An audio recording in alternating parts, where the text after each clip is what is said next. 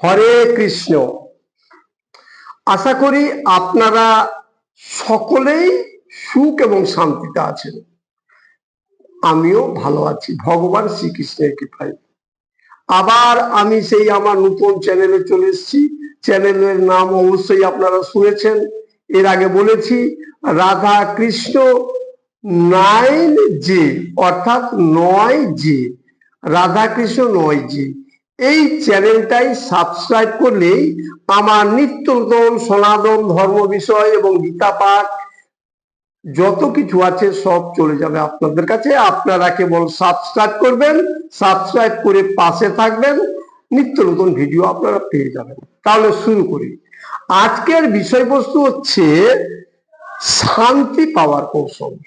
দেখুন, আমরা রাত দিন কাজ করি কিন্তু শান্তি নেই। বউকে নিয়ে ঝামেলা, স্ত্রীকে নিয়ে ঝামেলা, গ্রামে মোড়ল মাতব্য নিয়ে ঝামেলা, গ্রামবাসীদের নিয়ে ঝামেলা, খাওয়া দাওয়ার ঝামেলা, নানা রকম ঝামেলা। এই ঝামেলা থেকে মুক্ত হওয়ার জন্য শান্তি পেতে হবে। কি করে শান্তি পাবো? শান্তি পাওয়ার কৌশলটা আজকে আপনাদের এই ভিডিওতে দেব। খুব ছোট্ট ভিডিও, আপনারা মনোযোগ সহকারে শুনুন। একটা জিনিস প্রথমে বলে দিই, ভগবান শ্রীকৃষ্ণের কৃপা ছাড়া একটা গাছের পাতাও নড়ে না, এটা আশা করি প্রত্যেকের জানা আছে। তাই আমি বলছি যে কিভাবে কি করতে হবে।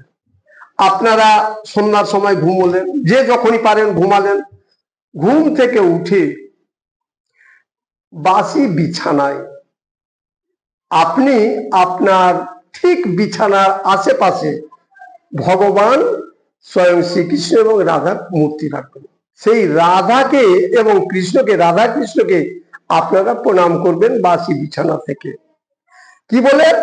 হে কৃষ্ণ করুণা সিন্ধু দীনবন্ধু জগৎপতে গোপেশ গোপিকা কান্ত রাধা কান্ত নমস্তুতে। তারপরে দুই হাতের তালু মর্দন করবেন। দেখবেন কিছুক্ষণ মর্দন করার পরে আপনাদের উত্তপ্ত হয়ে গেছে, গরম হয়ে গেছে। তখন আপনারা সেই তালু দিয়ে মুখ চোখকে ভালো করে মুছে নেবেন। মুছে নেওয়ার পরে হাতটাকে এইভাবে করবেন, এইভাবে করে দিয়ে হাতের রেখা দেখবেন উপর থেকে শুরু করে শেষ পর্যন্ত। মন্ত্র বলবেন, করাগ্রে বসতি লক্ষ্মী, কর মধ্যে সরস্বতী, করমূলে তু গৌরী, প্রভাতে স্যাত কর দর্শনম।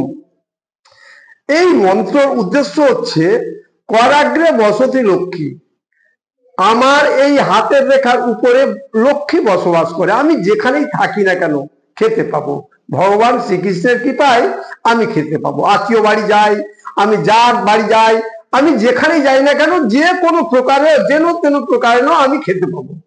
করাগ্রে বসতি লক্ষ্মী, কর মধ্যে সরস্বতী, সরস্বতী বিদ্যার দেবী। এবার সরস্বতীকে আমি প্রণাম করেছি। আপনি মুখ থেকে যেই কোনো ভাষা বের করুন না কেন, আপনার ভাষা যদিও খারাপ হয়ে যায় একটু আধটু, তবুও সেটা মোলায়েম হয়ে যাবে মা সরস্বতীর কৃপায়। অর্থাৎ আপনার মুখ থেকে খারাপ ভাষা বেরোবে না। করমূলে তু গৌরী, এখানে গৌরী দেবী বাস করেন। আমি প্রণাম করেছি সকালবেলা, আমি বাসে, ম্যাক্সিতে, ট্যাক্সিতে, বাইকে যাচ্ছি, যাতায়াত করছি, আমার কোনো মতেই আপদ বিপদ হবে না, এটাই বলে আমি করলাম। এইবার একটু দেখব নিঃশ্বাসটা। আমার দুটো নাকের ছিদ্র আছে, দুই নাকের ছিদ্র মধ্যে দেখব কোন নিঃশ্বাসটা বেশি বইছে। যে নিঃশ্বাসটা বেশি বইবে সেই পাটা বিছানা থেকে নামিয়ে দিন। প্রথমে ধরুন আপনার ডান এইটা বেশি বইছে, তাহলে ডান পাটা আগে দিলেন। কোনদিন দেখলেন আপনার বামটা বেশি বইছে, বাম পাটা আগে দিলেন। ছেলে মেয়ে উভয়ই, এই হচ্ছে নিয়ম। তারপরে আপনি যে নামবেন, নামার আগে ধরিত্রী মাতাকে এইভাবে দিয়ে প্রণাম করবেন। করাগ্রে এইভাবে ধরিত্রী মাতাকে প্রণাম করবেন। সমুদ্র বসনে দেবী পর্বতীস্তর মণ্ডলে বিষ্ণু পত্নী নমস্তুভ্যং পাদে স্পর্শ ক্ষমস্ব মে। অর্থাৎ হে মা, তোমার উপর আমি পেচ্ছাপ পায়খানা নানা রকম অন্যায় অত্যাচার করব, তুমি আমাকে ক্ষমা করো। খুব গুরুত্বপূর্ণ কথা।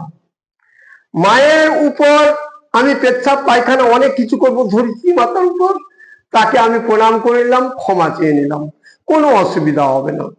এবার উঠে গিয়ে জয় শ্রীকৃষ্ণ চৈতন্য প্রভু নিত্যানন্দ শ্রী অদ্বৈত গদাধর শিবাসাদি গৌর ভক্তবৃন্দ।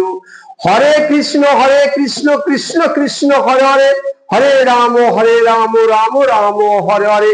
এই বলে চলে যান, আপনার যা কাজ আছে কাজ করেন। কি করে শান্তি পান না পান আমি বলছি, এটা কাজ করে দেখুন, 1 মাসের মধ্যে আপনি কি রকম শান্তি পাবেন আমাকে হয়তো খোঁজ করবেন। হরে কৃষ্ণ। ওম শান্তি। ওম